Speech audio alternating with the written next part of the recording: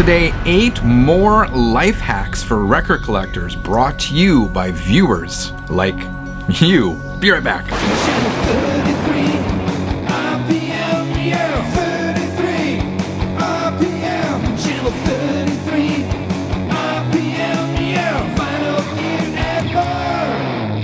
Hi, my name is Frank. Welcome back to Sundays on channel 33 RPM, your channel for vinyl, gear, and more. Recently, I did a video where I ran down some of my favorite life hacks for record collectors. In case you missed that video, I encourage you to check it out because it was a lot of fun. I will leave a link in the description below this video. Now, following that episode, a bunch of you weighed in with your own life hacks. I rounded up 8 of the best ones in this video. Check it out. Channel 33 RPM. So in that original video, I talked about a lot about stylus cleaning, and I talked about how Moon Gel is a good and cheap substitute for the Onzao Zerostat record cleaner, and I stand by that. Many of you dug that as well. However, I got a lot of people weighing in saying that Magic Eraser, the Magic Eraser is also another good way to clean your turntable stylus. Here is what the Magic Eraser looks like. So Matt Morbid wrote, he said, I use an Arm & Hammer Magic Eraser to clean my stylus. Cheap and effective.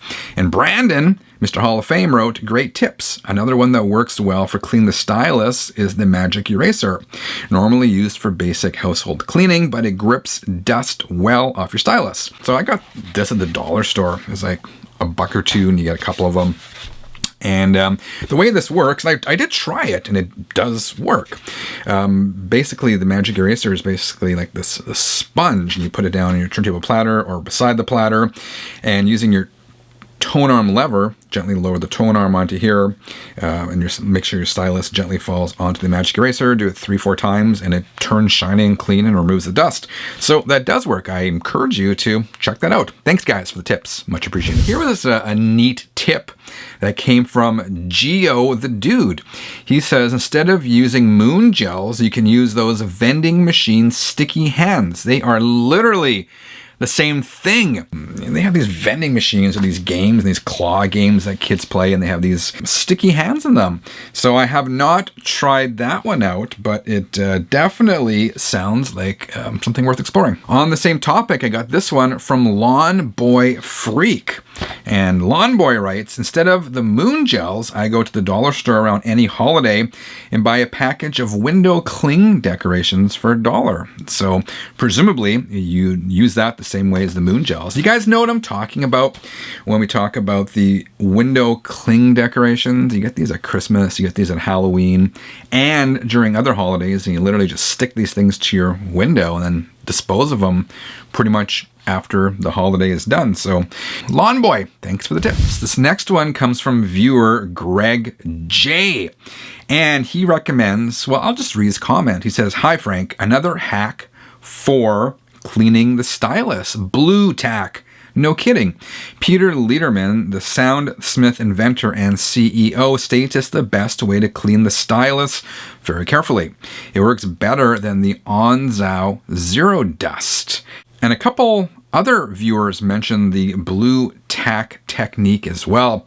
Personally, I have not tried this one, and for some reason, it makes me a little nervous, maybe because blue tack, it's this sort of, it's like it's an adhesive that you use to stick things to the wall, and it's a little bit harder than, say, a sponge is. So that's my hesitation. I think that's just me, because I know many of you have tried this with great success, so I may give that a shot down the road. Have any of you guys tried it? Let me know what you thought in the comments below this video. This was a cool one. Again, in the original video, we talked about Moon Gel and how Moon Gel is a good substitute to the Onzao Zero Dust for cleaning your stylus.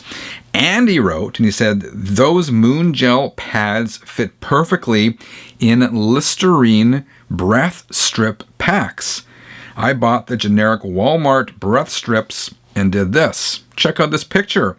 That's ingenious. That is a great way for storing the Moon gel pads. So I'm definitely going to try that one. Thanks for the tip, Andy. Got a bunch more tips for you coming up. I want to pause for a second to let you know if you haven't subscribed to channel 33 RPM, please do hit that subscribe button if you want to be notified when a new video is posted.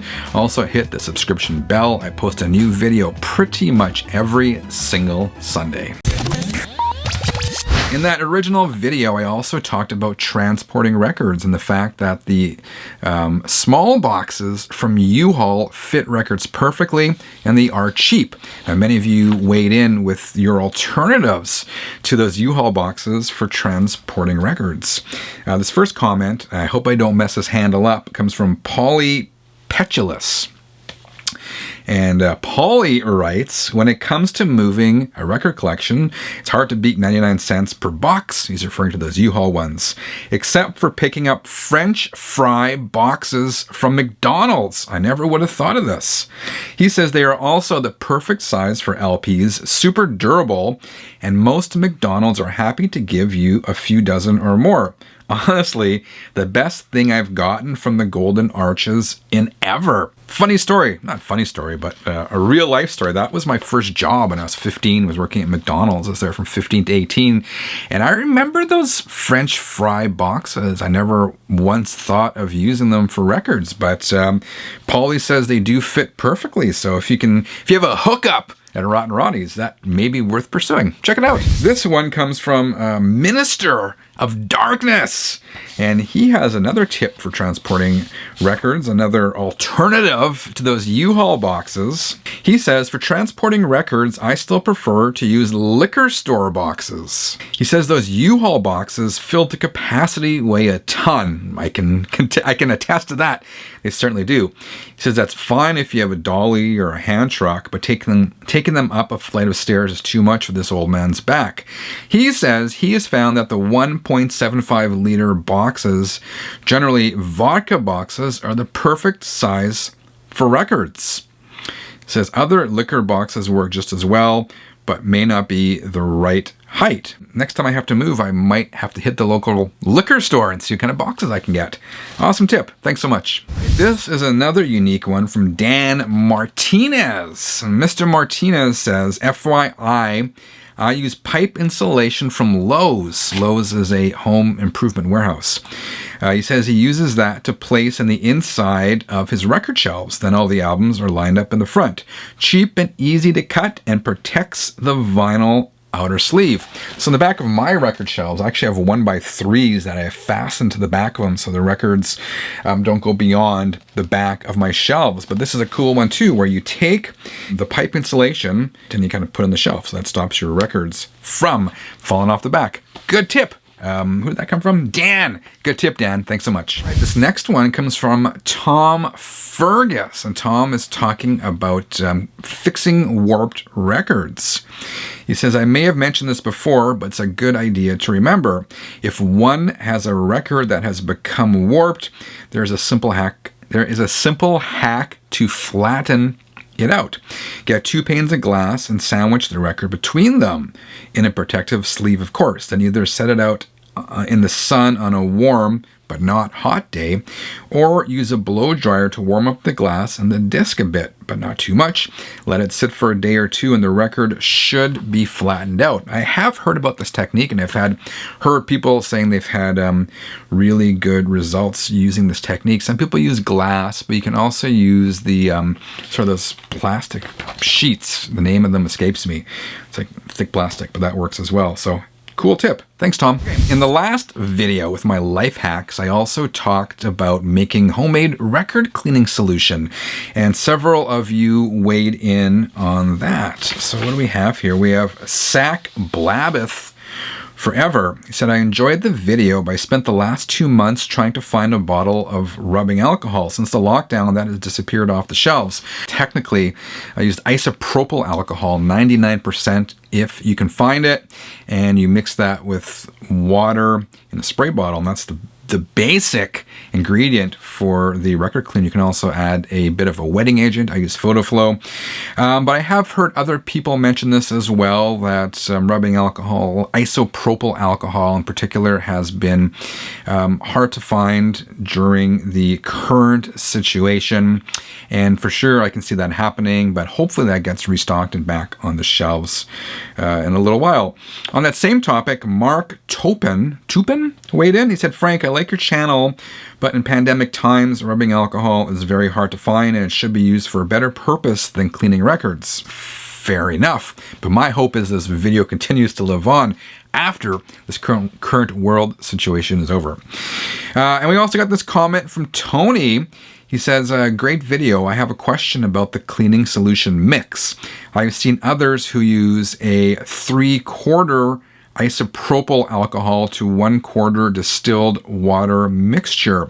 Is there a hard rule in the mixture ratio? Yes and no. This is a topic, Tony, that many people are quite passionate about, and many people have their own opinion.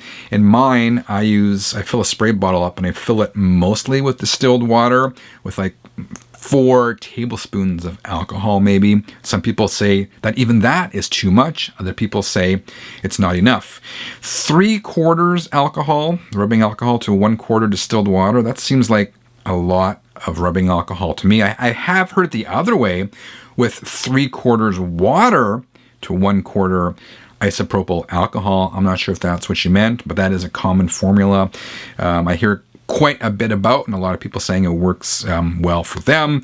So, I suggest just trying different formulations and seeing what works best for you and the mixture that you are most comfortable with. All right, 33ers, those are 8 more hacks, part 2 to my original video. Let me know what you thought in the comments below. If you enjoyed today's episode, remember to leave a quick thumbs up. If you haven't subscribed, do that. And what the heck, why not share this video with your friends? Let's help the Channel 33 RPM community to grow. Dear 33ers, I hope each and every one of you has a fantastic week. Thank you everyone for your contributions. Until next time, keep on spinning.